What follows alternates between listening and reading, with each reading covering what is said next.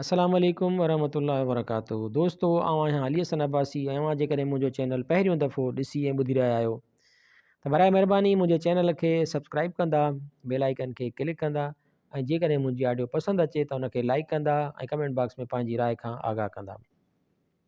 किताब जो नालो आहे हिकिड़ी मिलंदी आहे ज़िंदगी। जिया पेज जाखोड़ में सुंदरता जूं 51 कहाणियूं। सिंधीकार महमूद मुग़ल, छपाईंदड़ मर्ता पब्लिकेशन, हैदराबाद सिंध, फरवरी 2021।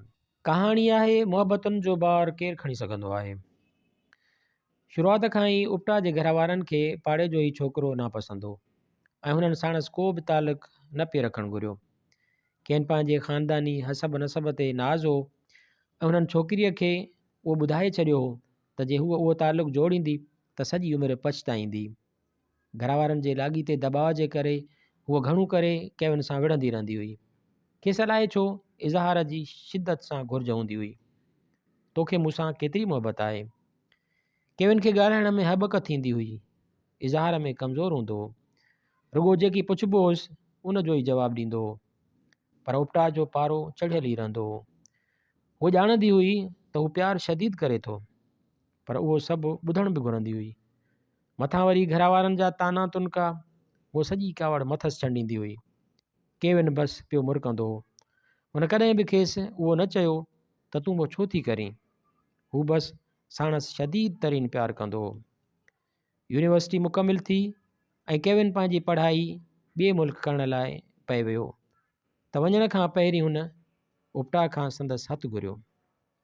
मूंखे ही सभु चवणु नथो अचे उपटा, ख़बर न आहे कीअं चइजे, पर बसि मां सॼी उमिरि तुंहिंजो ख़्यालु रखणु थो घुरां। मां सॼी उमिरि तोसां घारणो थो घुरां। मां तुंहिंजे घर वारनि जी राय बि ॼाणा थो, पर उन्हीअ खे बदिलाइण लाइ मां शदीद महिनत कंदुसि। अलाए कहिड़ियूं घड़ियूं हुयूं, उपटा मञे वई।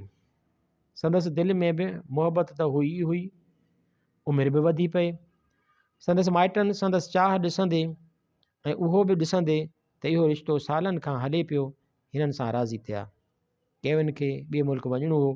संदसि वञण खां पहिरीं रस्म कई वई। उपटा उते ई रही ऐं समाजी ख़िदमतुनि जे हिकु इदारे सां वागजी वई।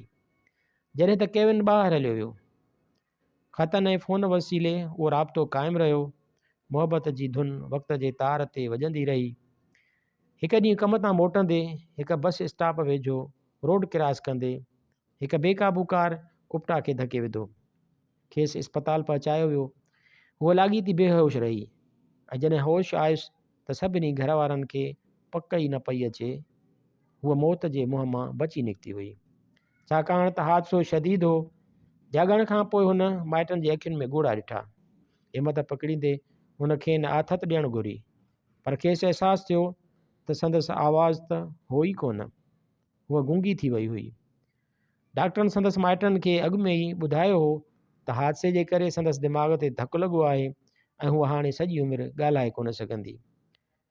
माइटनि जे दिलदारीअ जे बावजूदि उहा हाणे लाॻीतो रहंदी रहंदी हुई। डॉक्टरनि बि खेसि ॾाढो सम्झायो, पर संदसि ॾुखु झको न पियो थिए। आख़िर खेसि इस्पताल मां घर मोकिलियो वियो, जिते हर शइ साॻी हुई, उहो ई आराम, इत्मीनान ऐं कुर्बो। पर हाणे फ़ोन जी घंटी हिकु अज़ाब बणिजी वई हुई। बेल ते बेल वॼंदी हुई, पर हूअ हाणे केविन खे ॿुधाए न पई सघे त हिन सां छा थियो आहे। हिन फ़ैसिलो कयो ऐं केविन खे ख़त लिखियईं त हीउ रिश्तो हाणे ख़तमु आहे। हूअ मथसि ॿार थियणु नथी घुरे। ख़त सां हिन मंगणीअ जी मुंडी बि वापसि मोकिले छॾी। केविन जा ख़त लाॻीता आया पए, फ़ोनूं आयूं पए, पर उपटा सभिनी खे रोके छॾियो हो त को बि अटेंड न कंदो, को बि का चिठी न लिखंदो। संदसि पीउ उपटा जो दर्द ॼातो पए। हिन घर मटाए ॿिए जाइ ते वरितो त जीअं माहौल मटिजे ऐं उपटा ख़ुशि ना मोट खाए। उते अची उपटा कुझु पाण संभालियो। उहो पाड़ो ई छॾे आई हुई, जंहिंसां उहे सभु यादूं सलाड़ियल हुयूं। नए घर अची हुन इशारनि जी ज़ुबान सिखी। केविन खे विसारण जी कोशिश में हुन पाण खे माज़ूरनि जे स्कूल में मसरूफ़ करे छॾियो। हिकु ॾींहुं संदसि हिकु साहेड़ीअ ॿुधायो त केविन मोटी आयो आहे ऐं खेसि हर हंधि ॻोल्हींदो रहे थो। खेसि रिश्ते जो टुटणु क़बूल न आहे। उपटा पंहिंजे साहेड़ीअ खे चयो त केविन खे बिल्कुलु बि ख़बर न पवणु घुरिजे त हूअ हाणे किथे आहे। जे हू मिले बि जे हू मिले बि थो त खेसि चए त हू हाणे उपटा खे विसारे छॾे। सॼो साल केविन जी का ख़बर न रही। हिकु ॾींहुं वरी उन साहेड़ीअ उपटा खे ॿुधायो त केविन शादी पियो करे ऐं उहो ॿुधाए हुन शादीअ जो कार्ड उपटा जे हवाले कयो। हुन कार्ड खोलियो, कुंवार जे जाइ ते संदसि नालो लिखियलु हो। ओचितो खेसि सभु कुझु भरियल भरियल महसूसु थियो। केविन संदसि साम्हूं अची बीठो ऐं इशारनि जी ज़ुबान में ॻाल्हाए रहियो। मां सॼो साल उन करे ग़ाइबु हुउसि जो मूं उहा इशारनि जी ॿोली मुकमिल तरह सां सिखण पे घुरी। अॻे जॾहिं वात मां निकितल लफ़्ज़ खुटल हूंदा हुआ ऐं मां तोखे सही नमूने न चई सघंदो हुउसि, हाणे हर हाल में मां पंहिंजी बाक़ी ज़िंदगी तोसां तुंहिंजे ॿोलीअ में भरपूर इज़ार सां गुज़ारणु थो घुरां। पंहिंजो वाइदो पाड़े मुंहिंजो हथु झल ऐं मूंखे पंहिंजा सभु आवाज़ सम्झ। अखियुनि जा ॻोढ़ा बीठा ई न पिए। उपटा केविन जो हथु झले वरितो। हाणे खेसि कंहिं बि इज़ार जी वधीक ज़रूरत न हुई।